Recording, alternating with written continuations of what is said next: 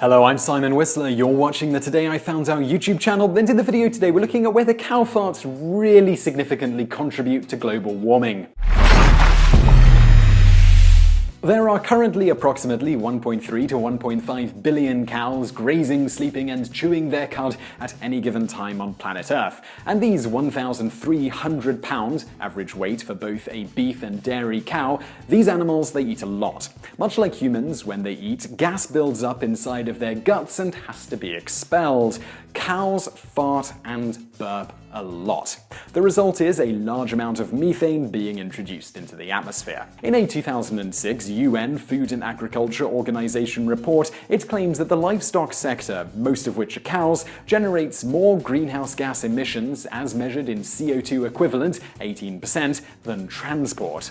According to a Danish study, the average cow produces enough methane per year to do the same greenhouse damage as 4 tons of carbon dioxide. So, is this significantly contributing to global warming? Let's start with how and why cows produce so much methane gas. Cows, sheep, goats, giraffes, and deer belong to a class of mammals called ruminants. Most ruminants have 4 stomachs, 2-toed feet, and store their food in the first chamber of the stomach, called the rumen, before regurgitating it. This regurgitated food is called cud, and the animals chew it again to help further break it down to make it easier to digest. Inside of the rumen, over 400 different kinds of microbes exist that also play a critical role in the digestion process.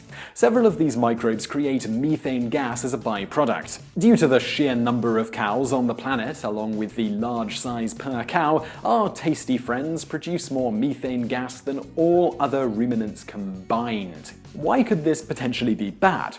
Well, methane is 21 times more potent at trapping heat from the sun than carbon dioxide. Though it is less prevalent in the atmosphere than carbon dioxide, it is, by unit, the most destructive of the greenhouse gases. Since the turn of the 19th century, methane gas emissions have increased by 150%, according to NASA's Goddard Institute.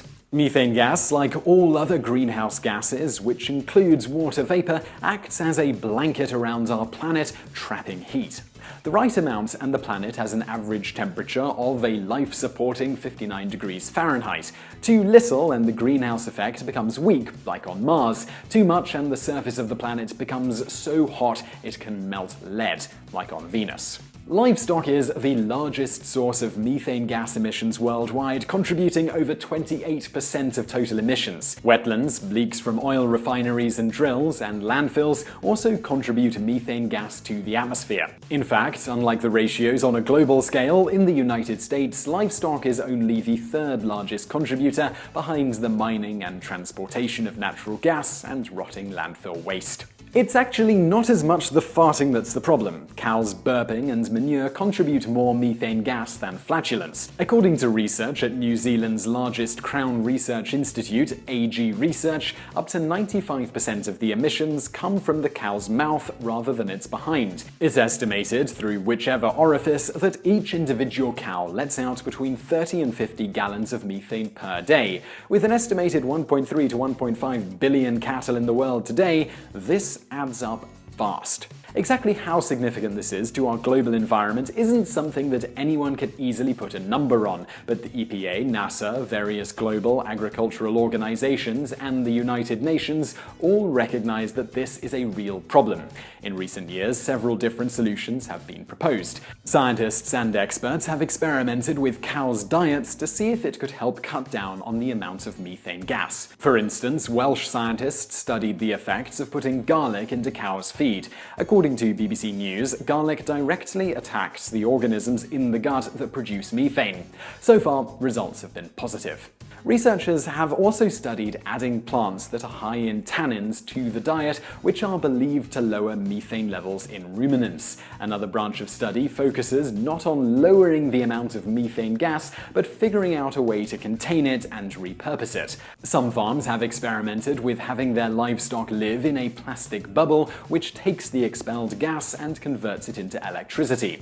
But this process is both expensive, inefficient, and considered somewhat inhumane.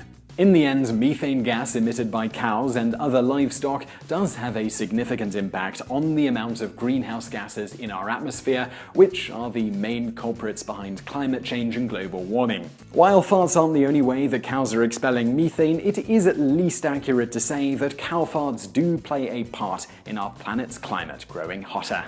So I really hope you found that video interesting. If you did, please do give us a like below, click that thumbs up button. Also, over there on the right are a couple of other videos you might enjoy if you enjoyed this one, and thank you for watching.